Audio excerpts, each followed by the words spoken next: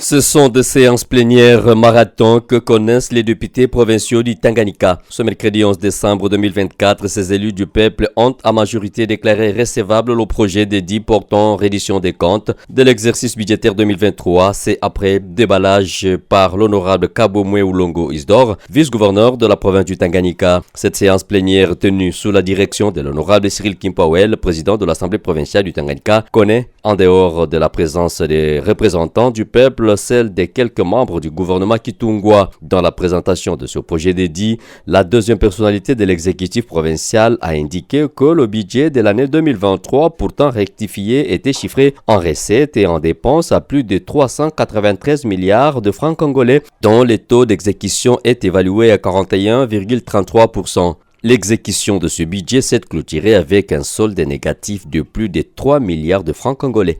Les prévisions budgétaires de la province pour l'exercice 2023 ont été arrêtées en équilibre en recettes et en dépenses en francs congolais CDF 393 290 milliards 666 millions 100 086.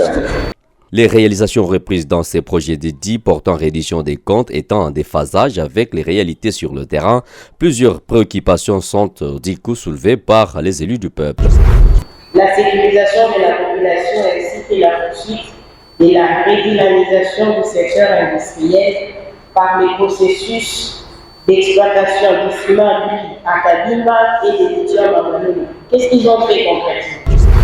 Avec un montant de 36 milliards 44 millions 74 799,39 francs congolais. C'est ainsi que nous voulons savoir, Excellence, Monsieur le Vice-gouverneur, les ouvrages évoqués si haut, lesquels ont été réalisés. C'est une recommandation que je voudrais recommander à l'Assemblée provinciale de bien faire les contrôles et les suivis de l'exécution du budget tel que voté par les élus.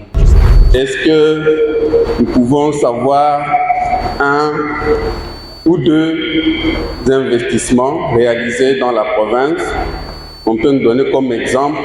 Tenant compte de la pertinence des questions qui m'ont été posées, trouvant légitimes et pertinentes les préoccupations des députés provinciaux, le vice-gouverneur sollicite et obtient du président de l'organe délibérant en province quelques heures de retrait pour réfléchir à ces préoccupations et y trouver des réponses adéquates avant de revenir à la charge.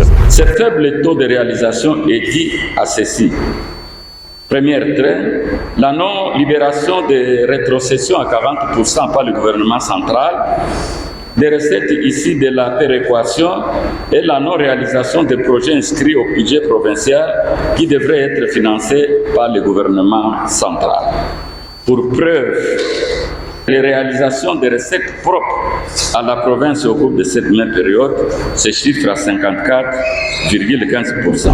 Au finish, le speaker de la première institution en province conseille au gouvernement provincial de se conformer pour les prochaines années à la loi relative aux finances publiques en présentant les projets dédiés portant reddition des comptes pour l'exercice budgétaire clôturé avant le 30 mai de l'année suivante. Nous demandons juste que toutes les recommandations qui vous ont été formulées et par la Cour des comptes et par le but de l'Assemblée, que vous puissiez les prendre en compte pour améliorer l'exécution du budget 2025 qui va vous permettre d'être directement responsable. Ce même jour, les élus du peuple examinent et adoptent article par article la proposition de dit portant fixation des règles de perception des impôts, droits, taxes et redevances dues à la province. Cette proposition comprend 247 articles répartis sur 8 chapitres dont la finalité est de permettre au gouvernement provincial d'accroître son assiette fiscale sur base des actes générateurs plus exhaustifs que ceux contenus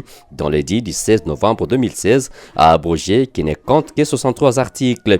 Cet édit est devenu obsolète à la suite de l'abrogation de l'ordonnance loi du 23 février 2013 fixant la nomenclature des impôts, droits, taxes et redevances des provinces ainsi que des entités territoriales décentralisées à laquelle il faisait référence. La nouvelle proposition adoptée au terme de la séance plénière de ce jeudi 12 décembre 2024 prend en compte la nouvelle dynamique et se conforme à l'ordonnance loi du 13 mars 2018 fixant la nomenclature des impôts, droits, taxes et redevances des provinces ainsi que des entités territoriales décentralisées. Elle a bénéficié de l'expertise des membres de l'organe délibérant et de l'exécutif provincial dans le but d'amener celui-ci à avoir les moyens de sa politique susceptible de développer la province.